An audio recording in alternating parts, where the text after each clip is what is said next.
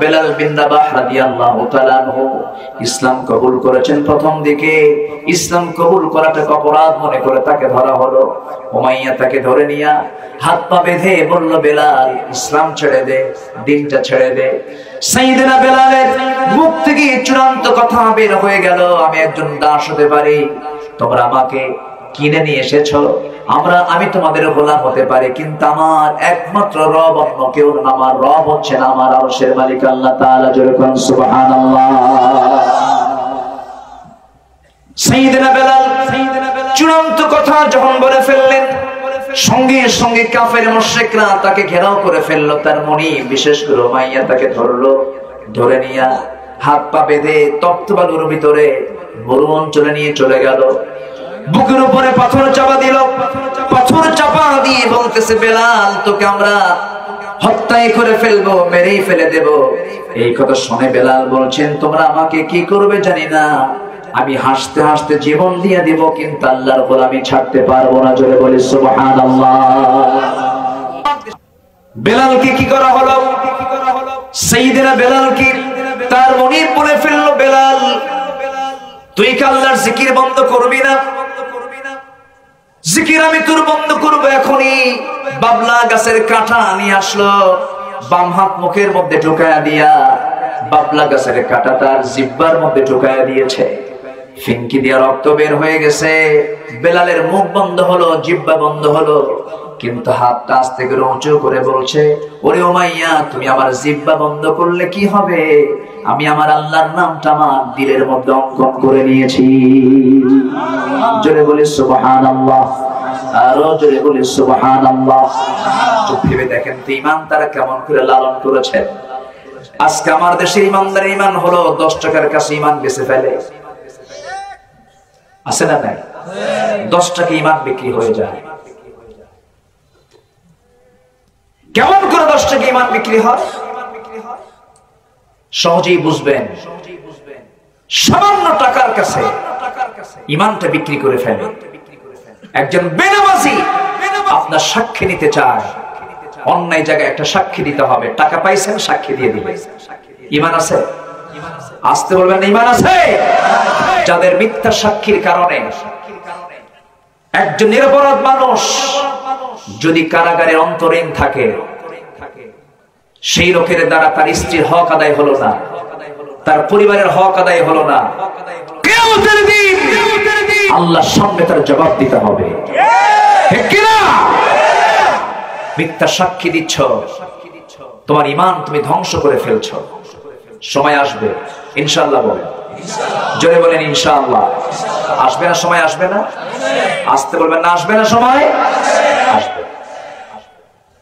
আজকে যাদের সর্বনাশ, তাদের আগামীতে পৌষ মাস।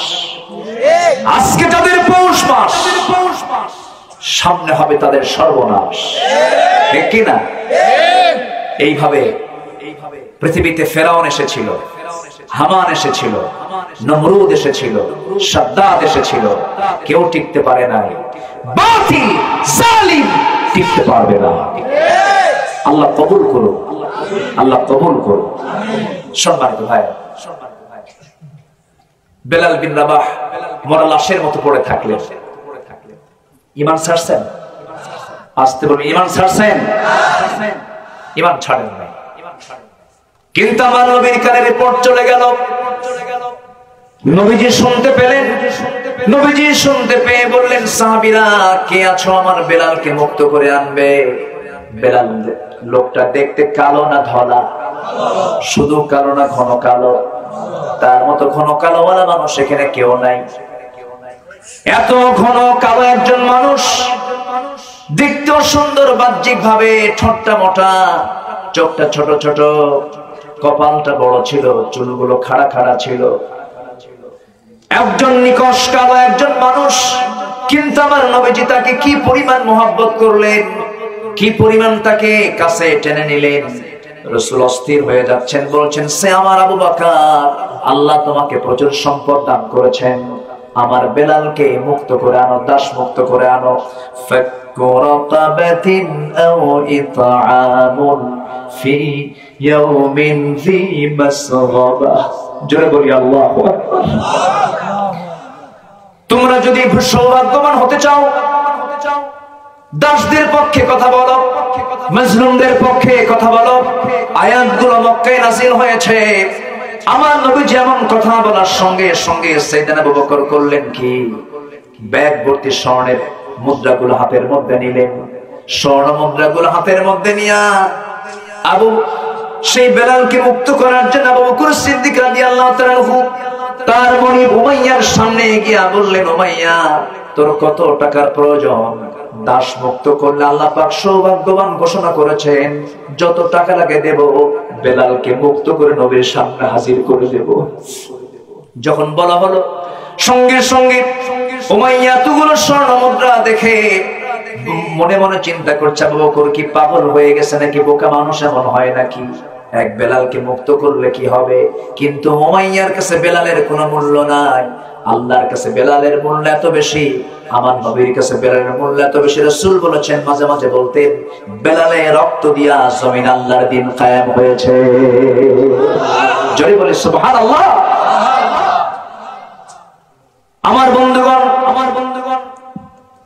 অসহায় পাশে সাহাবীরা দাঁড়িয়েছেন।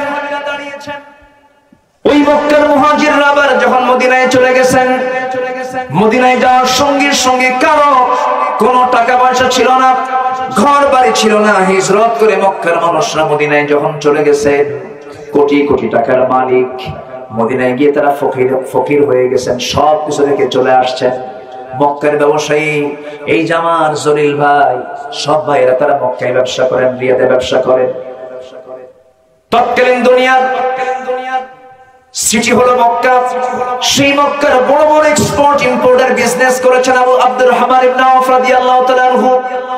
এত বড় একজন ব্যবসায়ী, সেই ব্যবসায়ী যখন ইসলাম কবুল করেছেন, হিজরতের জন্য যখন ডাক এসেছে, সমস্ত ব্যবসা ছেড়ে, বউ বাচ্চা ছেড়ে, সন্তান ছেড়ে, সব কিছু ছেড়ে নবীর পানে, আল্লাহর পানে তারা মদিনায় পাড়ি জমিয়েছে। আমার নবীজি কয়েকদিন পর হঠাৎ করে নবীর নজরে চলে আসলো সেই ধনী সাহাবী আব্দুর রহমান ইবনে আওফের দিকে তাকায়া রাসূল কেঁদে ফেললেন, বলছেন, ও আমার সাহাবীরা দেখো, আমার আব্দুর রহমানকে দেখো। আমার আব্দুর রহমান মক্কার মাটিতে তার কি পরিমাণ সম্পদ ছিল, আজকে মদিনায় হিজরত করে আসার কারণে সব তার মাইনাস হয়ে গেছে। আব্দুর রহমান, তোমার কি মন খারাপ হয় নাকি? মুস্কি মুস্কি হাসি মেরে বলছেন, ইয়া রাসূলুল্লাহ, দুনিয়া তো বিক্রি করে দিয়েছি জান্নাতের বিনিময়ে। একটু আস্তে বলি সুবহানাল্লাহ। আর আমরা জান্নাত বিক্রি করছি দুনিয়ার বিনিময়ে। কষ্ট হচ্ছে আপনাদের? আমরা কি জান্নাত বিক্রি করব না দুনিয়া বিক্রি করে দেব? দুনিয়া বিক্রি হয়ে যায়। দুনিয়া তো আমার অস্থায়ী সফর। এই দুনিয়া ছেড়ে যে কোনো মুহূর্তে আমি চলে যাব। আমার আপনজন বলতে কেউ নাই। আজকে বাড়িতে গিয়ে একটু কিছুক্ষণ ভাববেন, বাড়িতে গিয়ে যখন বিছানায় যখন পিঠ রাখবেন, আমার কথা একটু মনে করে হুজুর এই কথাটা বলে দিয়েছেন। ঘুমের আগে আপনি 10টা মিনিট একটু নিজেকে নিয়ে ভাববেন, চোখটা বন্ধ করবেন, দোয়া পড়ে যখন ঘুমাতে যাবেন মনে মনে চিন্তা করবেন, এই যে চোখ বন্ধ করলাম, যদি চোখ আর না খুলি, আমার বন্ধুকে, আমার আপনকে, তখন আপনার জবাব আপনি নিতে পারবেন, আপনি নিজেই প্রস্তুত করে নেবেন জবাবগুলো। বউ আমার আপন না, ছেলে আমার আপন না, মেয়ে আমার আপন না, শ্বশুর আমার আপন না, বাবা আমার আপন না, মা আমার আপন না, বন্ধু আমার আপন নয়। এই পৃথিবীতে যা কিছু সব ধোঁকা, সব ধোঁকা। আমার আপনার জীবনের একমাত্র চরম পরম বন্ধু হতেছে আমার আল্লাহ। ঠিক কিনা? আমার সবচেয়ে চরম বন্ধু কে? আল্লাহ। সম্পদ রেখে গেলাম, কম বয়সী স্ত্রী, 2 বছরের বাচ্চা রেখে গেলাম, ছোট্ট বাচ্চা এতিম হয়ে গেল, আমার মৃত্যু হয়ে গেল। দেখবেন আপনার শ্বশুর বাড়ির লোকজন আপনার বউটাকে নিয়ে চলে যাবে বাড়িতে, নিয়ে গিয়ে 4 মাস 5 মাস পর বলবে, মা তোমার বয়স এখনো আছে, কম বয়স, বিয়েটা দিয়ে দেব। বিয়ে হয়ে যাবে তার, সন্তান এতিম হয়ে থাকলো, আপনার বউয়ের বিয়ে হয়ে গেল, বিয়ে হয়ে যাওয়ার পর নতুন স্বামী পাওয়ার পর সেই বউয়ের মুখ থেকে বের হবে, সেই বউটা বলবে তার আব্বা আম্মাকে ফোন দিয়ে অথবা ডেকে বলবে, আব্বা তোমরা যে সিদ্ধান্ত নিয়েছো এটাই ভালো হয়েছে, কারণ আমার আগের স্বামীর চাইতে এই স্বামীটা আমার দারুণ ভালো। এটাই দুনিয়ার বাস্তবতা। কেউ আমার আপন না, আপনজন বলতে কাউকে যদি আমরা ভেবে নেই, আমার আপনার সবার আগে ভাবতে হবে আমার আপনজন বলতে একমাত্র কেবলমাত্র কে। এখন প্রশ্ন আসতে পারে সে আপনজনকে কাছে পাওয়ার উপায় কি? তিনি আমাদের কি কাছে আছেন না নাই? আসতে বলে কাছে আছেন না নাই? কিন্তু তিনি কত কাছে আছেন। একটা আয়াতে সে জনাহনু আকরাবু ইলাইহি মিন হাবলিল ওয়ারিদ, স্তন্দ শিরার চেয়েও নিকটে আল্লাহ থেকে যান।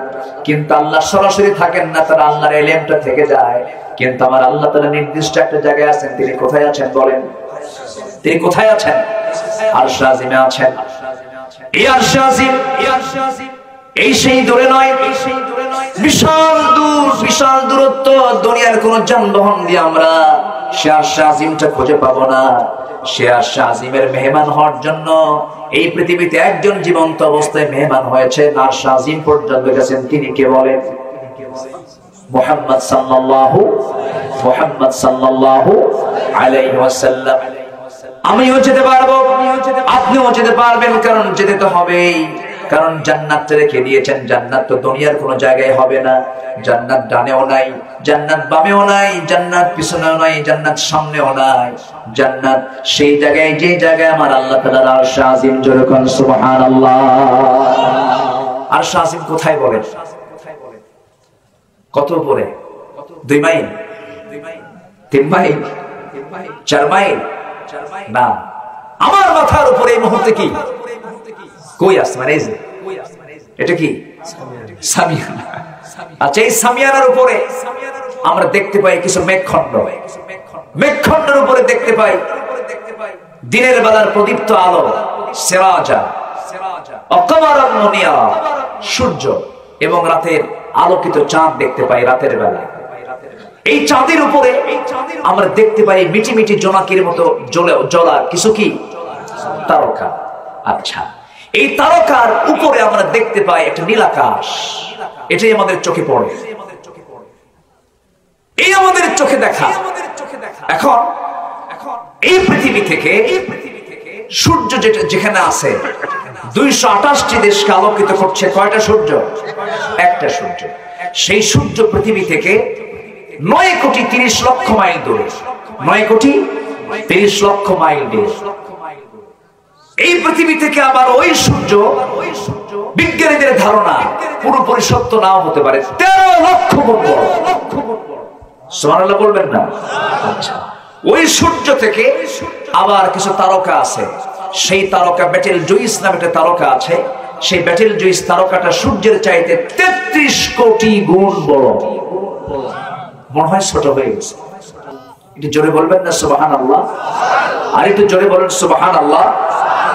ছোটবেলায় কবির ভাই মনে মনে চিন্তা করতাম যে আল্লাহ তাআলা সর্বনিম্ন জান্নাত দিবেন, যে জান্নাত হবে 10টা পৃথিবীর মতো একটা জান্নাত। এটা কেমনে, কোন জায়গা? আমার ব্রেনে খেলতো। কিন্তু যখন এই মহাকাশের কিছু কিছু তথ্য একটু জানার চেষ্টা করলাম, তখন ভাবলাম না, জায়গা অনেক পড়ে আছে। সুবহানাল্লাহ বলবেন না? সূর্যের চাইতে বেটেল জুইস 33 কোটি গুণ বড়। কল্পনাই করা যায় না। আচ্ছা, গেল এই বেটেল জুইসের মতো সুপারনোভা, প্রক্সিমা সেন্টারাই, আড্রা, এই সমস্ত কোটি কোটি তারকা গুলো আবার একটা গ্যালাক্সির মধ্যে ঢুকিয়ে দিয়েছেন। আবার এক একটা গ্যালাক্সি নয়, কোটি কোটি গ্যালাক্সি মিলে আল্লাহ তাআলা মহাশূন্যে ঝুলায় রেখেছেন। জোরে বলি সুবহানাল্লাহ। চাঁদের দেশে মানুষ গেছে কি যায় নাই? গিয়েছে। চাঁদের দেশে মানুষ সফর করেছে। কিন্তু মানুষ যদি আবার চিন্তা করে বলে যে আমরা একটা তারকার দেশে যাব, এই পৃথিবী থেকে সবচেয়ে নিকটবর্তী তারকার দেশ হলো প্রক্সিমা সেন্টারাই। প্রক্সিমা সেন্টারাই যদি কেউ যেতে চায়, এই দুনিয়ার কোন মানুষ যদি প্রক্সিমা সেন্টারাই নামক যদি সেই তারকার দেশে যদি যেতে চান, বর্তমান দুনিয়ার সবচেয়ে দামি দ্রুতগামী যানবাহন হলো অ্যাপোলো 11। অ্যাপোলো 11-এ চড়ে যদি কেউ যেতে চায়, যার ঘন্টার গতি হলো 39,000 কিলোমিটার, 39,000 কিলোমিটার, এই গতিবেগে যদি কেউ এই যানবাহনে চড়ে, অ্যাপোলো 11-এ চড়ে যদি ওই তারকার দেশ প্রক্সিমা সেন্টারে যদি যেতে চায়, সময় লেগে যাবে 1,15,000 বছর মাত্র। যাবেন কারা কারা? হাত তোলেন। জান্নাত পাবেন কেমনে? কম জান্নাত কি এই তারকার দেশে না আরো দূরে? আসতে কয় শুধু দূরে না, অনেক দূরে, অনেক দূরে, অনেক দূরে। তাহলে বন্ধু বানাতে হবে কাকে?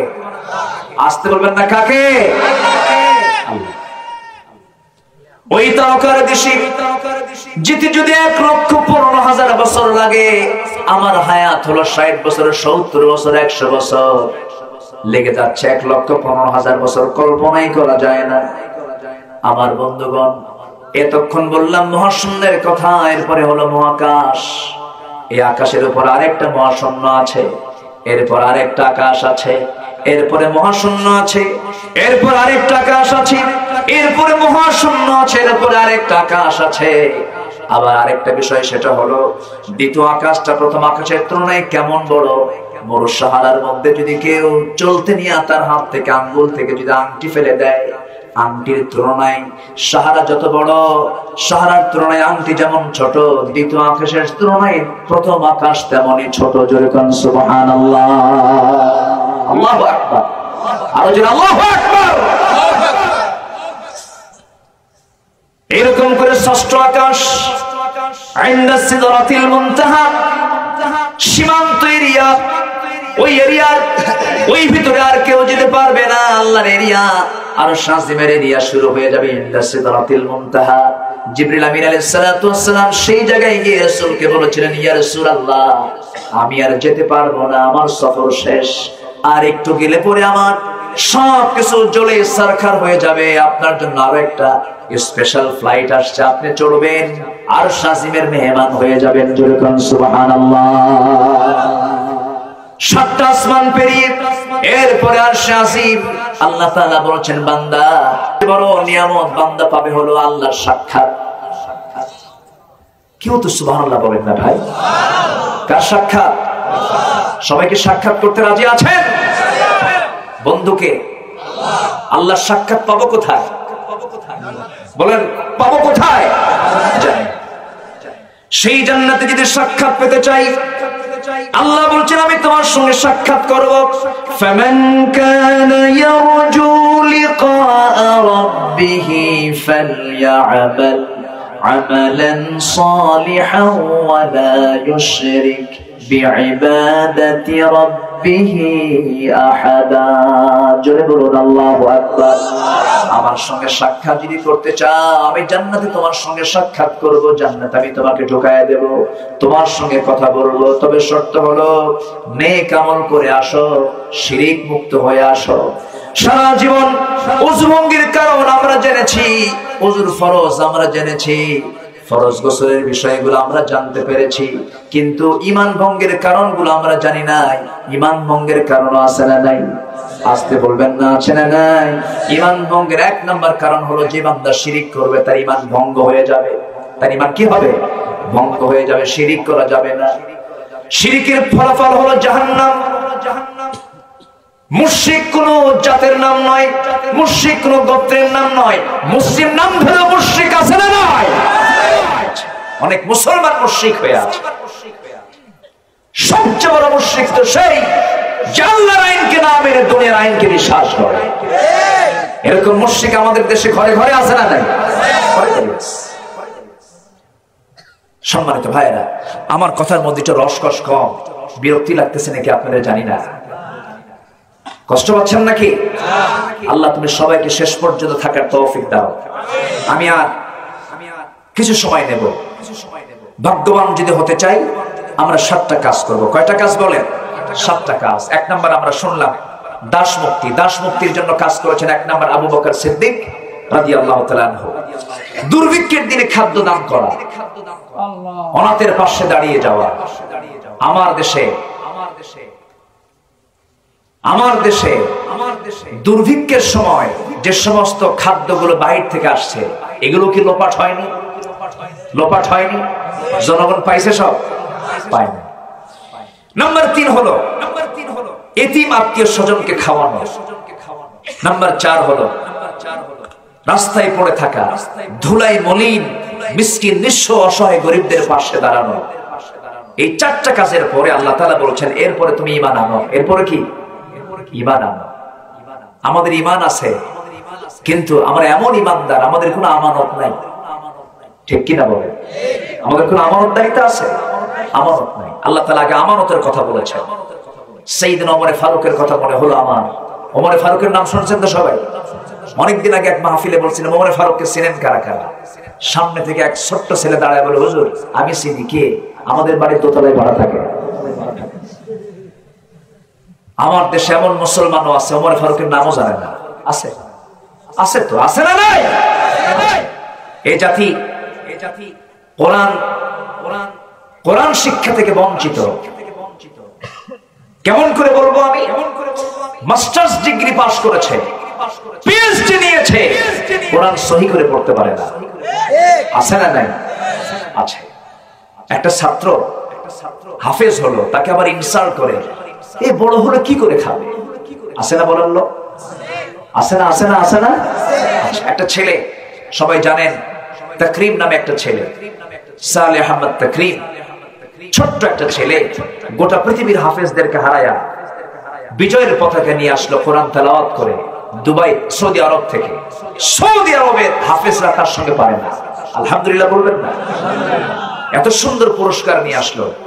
গভর্নমেন্ট নতুন একটি পদক্ষেপ নিয়েছে, তাকে রাষ্ট্রীয় সম্বর্ধনা দিয়েছে। আলহামদুলিল্লাহ বলেন।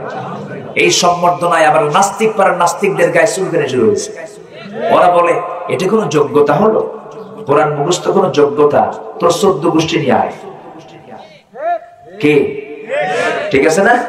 কোরআনকে সবাই মুখস্থ করতে পারে? কোরআনকে সবাই পড়তে পারে? সবার কি নসিবে জোটে? কোরআন মুখস্থ করা সস্তা না। কোরআন মুখস্থের জন্য 1 নম্বর রহমত লাগবে। কার? কোরআন পড়া শুরু করেন, দেখবেন মজা। এত সস্তা না।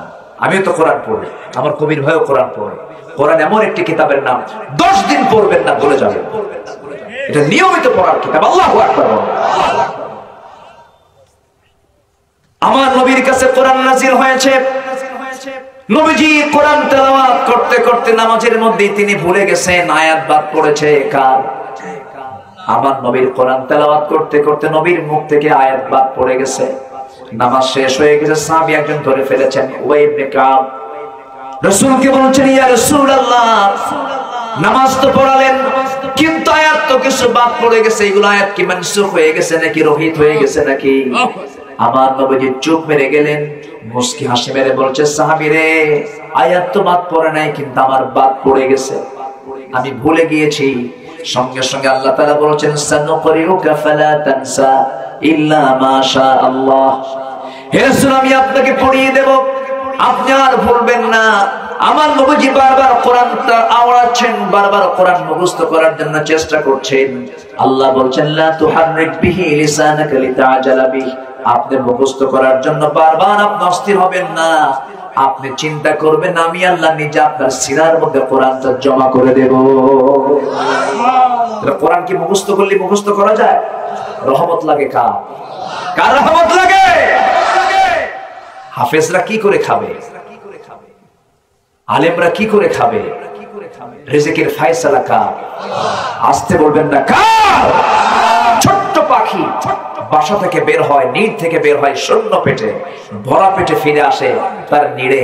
কখনো তার খাদ্য নিয়ে টেনশন নাই, খাদ্য গুদামও নাই।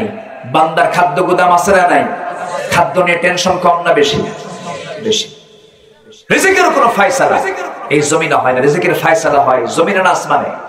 আসমানে। রিজিক মানে শুধু টাকা পয়সা নয়, বিশাল টাকার মালিক আপনি, কিন্তু আপনার বউ আরেকদিকে লাইন মারে, কোন লাভ আছে? বিশাল টাকার মালিক আপনি, আপনার সন্তান গাঁজা খায়া সিট হয়ে পড়ে থাকে, লাভ আছে?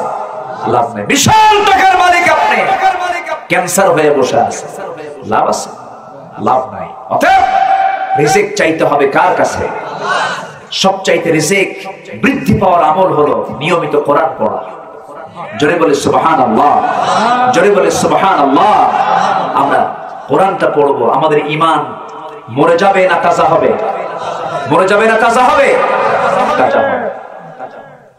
আমার ভাইরা, আমার বন্ধুগণ, আল্লাহ তাআলা 5 নম্বরে বলছেন সে বান্দা মানবতার জন্য এই কাজগুলো করবে। নাম্বার 5 হলো ঈমানটা ঠিকমতো আনবে। ثم كان من الذين آمنوا وتواصوا بالصبر وتواصوا بالمرحمة। ঈমানটা ভালো করে আনবে, ধৈর্যের পরিচয় দেবে। কারণ ঈমান এনেছো যখন, তোমাকে ধৈর্যের পরীক্ষা অবশ্যই দিতে হবে। ঈমানের পরীক্ষা তোমাকে অবশ্যই দিতে হবে, ধৈর্য ধারণ করতে হবে। রাগ করতে যোগ্যতা লাগে না, ধৈর্য আনতে যোগ্যতা লাগে। জঙ্গল বানাতে পরিশ্রম লাগে না, কিন্তু বাগান বানাতে পরিশ্রম দরকার আছে না নাই বলেন? আছে, এজন্য ধৈর্যের কথা বলা হয়েছে। আল্লাহ তাআলা এক জায়গায় নামাজটাকে পড়ে বলেছেন, ধৈর্যের কথা আগে বলেছেন, ইস্তাঈনু বিস-সাবরি ওয়াস-সালাহ। আগে ধৈর্য আনো, এরপরে তুমি নামাজে দাঁড়িয়ে যাও। ধৈর্য একটা বিশাল বড় একটি বান্দার জীবনের বড় গুণ। ধৈর্য আছে যার, ঈমান টিকবে তার। ধৈর্য নাই যার, ঈমান থাকবে না তার। এই জন্য আমার বন্ধুগণ, ঈমান যখন এনেছি আমরা ঈমানটাকে টিকে রাখবো। জোরে বলি ইনশাআল্লাহ। ধৈর্য কাকে বলে? সামনে সুদের কারবার, কিন্তু সুদ খাবো না, এটা কি ধৈর্য? সামনে জেনার কারবার চলছে, জেনার জন্য আপনাকে অফার করতেছে সুন্দরী নারী, আপনাকে প্রেমের প্রস্তাব দিচ্ছে, আপনি এখান থেকে নিজেকে মাইনাস করছেন। এটা হলো ধৈর্যের পরিচয় দেওয়া। ধৈর্যশীলের বিভিন্ন ব্যাখ্যা আছে। হারাম কাজ থেকে নিজেকে গুটিয়ে রাখা সবচেয়ে বড় ধৈর্যের পরিচয়। আজকের সমাজে বিয়া বেশি না জেনা বেশি? আসতে বলে, বিয়ে বেশি না জেনা বেশি? জেনা বেশি। বিয়ের পরিমাণ কমে গেছে, জেনার পরিমাণ বেড়ে গেছে। গার্লস স্কুলের সামনে যুবক ছেলেরা এতিমের মতো বসে থাকে। কিসের মতো? মনে হয় বাবু নাই, বাবু নাই, ফকিন্নির মতো। দেখছেন বগুড়ার ভাষা কত সুন্দর, টোকায় টোকায়। দেখছেন ওয়াজ কি শুধু আমি পারি না? টোকায়ের মতো বসে থাকে, ফকিন্নির মতো বসে থাকে। যখন ওই মেয়েটা যখন স্কুলের গেট দিয়ে বের হয়ে যায়, কোনো কথা বলে না। যখন পিছে পিছে হাঁটে আর বলে, শোনো 3টা রাত আমার ঘুম নাই, আছে না? 3টা রাত ঘুম নাই, তুমি একটু আমার দিকে চাই দেখো, চোখটা গর্তের মধ্যে চলে গেছে, তুমি একটা বার বলো ভালোবাসি। আছে না? এরকম আছে না? এটা কি ভালোবাসা না নোংরামি? ভালোবাসা শব্দটা কি খারাপ শব্দ না ভালো শব্দ? ভালোবাসা এটা হবে বিয়ার আগে না বিয়ার পরে? অনেকে বলে গর্ব করে, হুজুর আমার না এটা লাভ ম্যারেজ।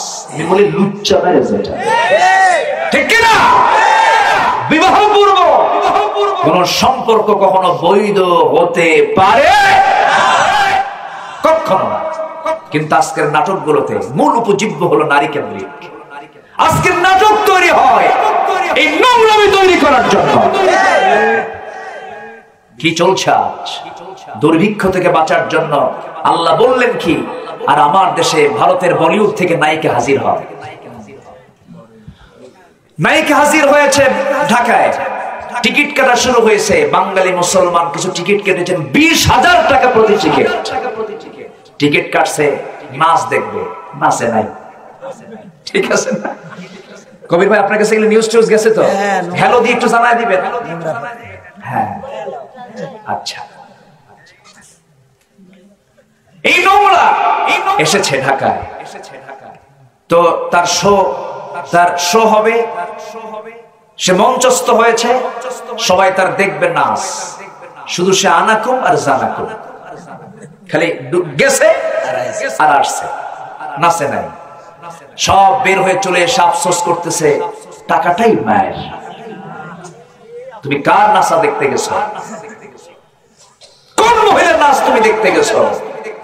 তোমার কি নিজের বোন নাই? তোমার কি নিজের মা নাই? তোমার কি নিজের স্ত্রী নাই? মানুষ আজকে কত নিচু হয়েছে আজ। এক সাহাবী নবীর সামনে দাঁড়িয়ে বলছেন, হুজুর সব ছাড়বো, জেনা ছাড়বো না। নতুন ইসলাম কবুল করছে তো। রাসূল বলেন, সাহাবী জেনা করবা? ছাড়বো না।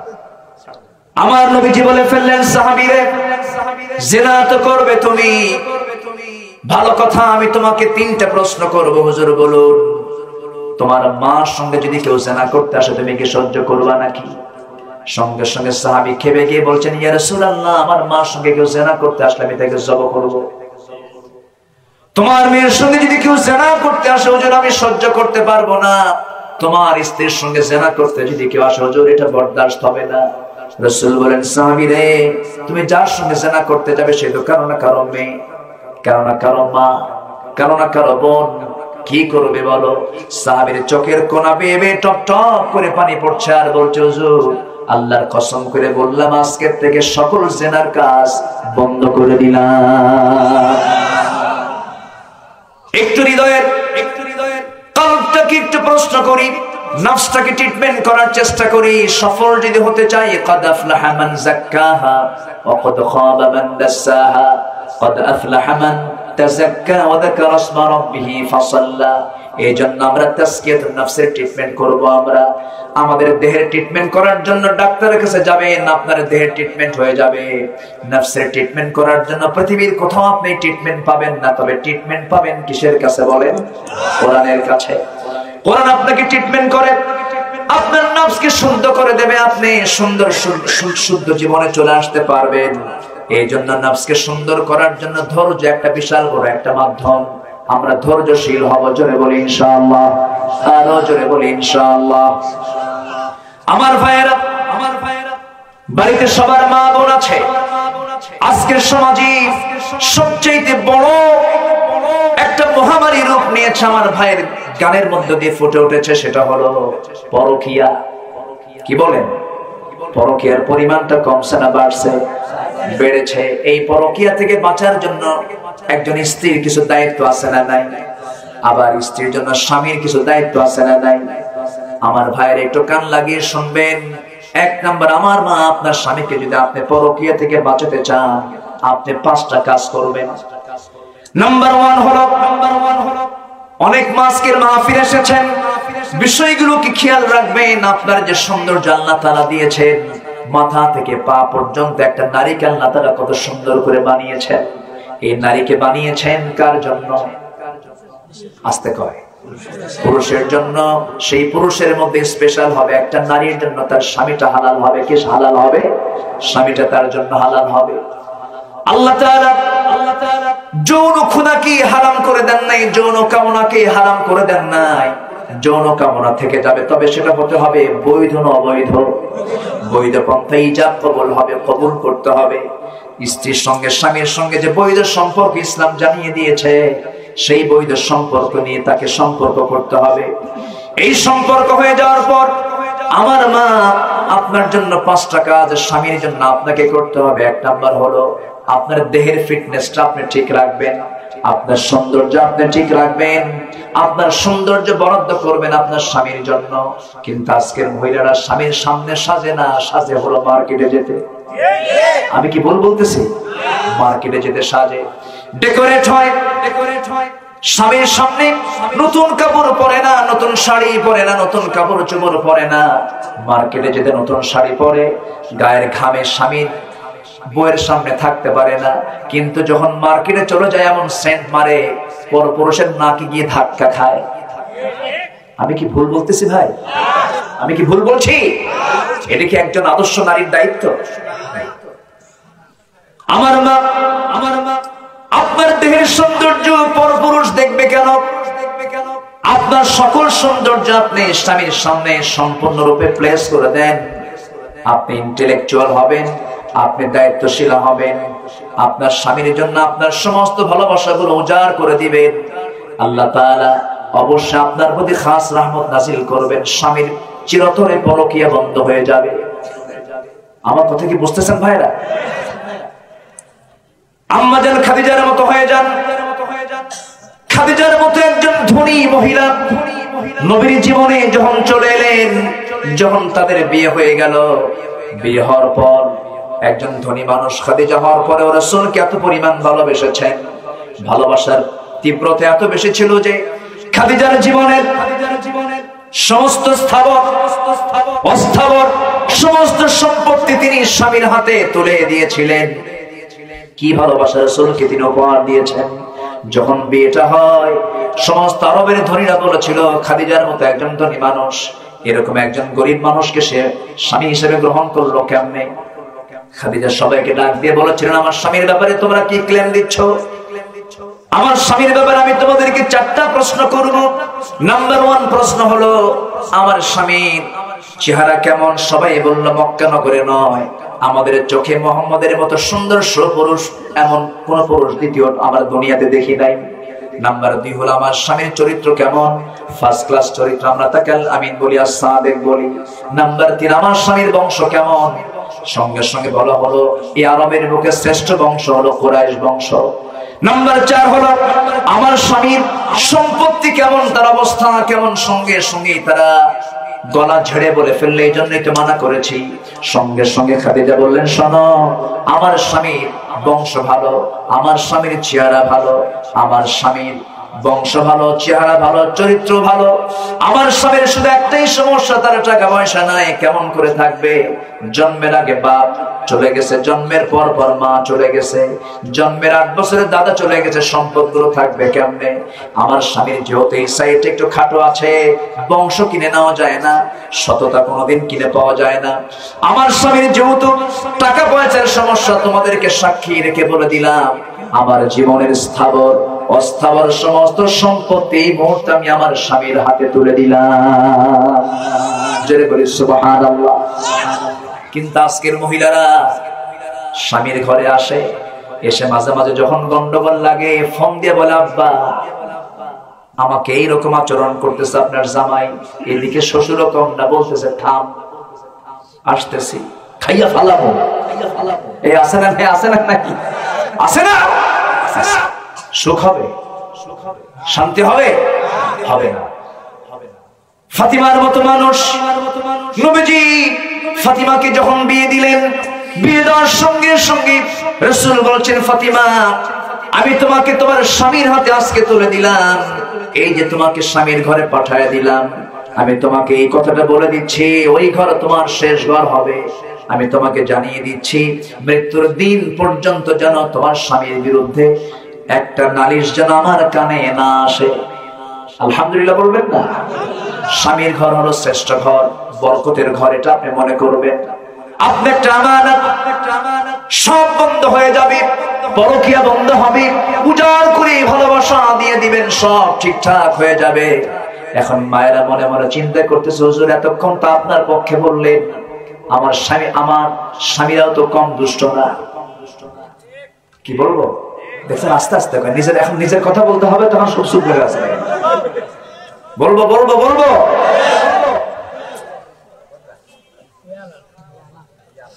বউটা একটু কালো, বউ কালো হয় না? কালো কে করছেন?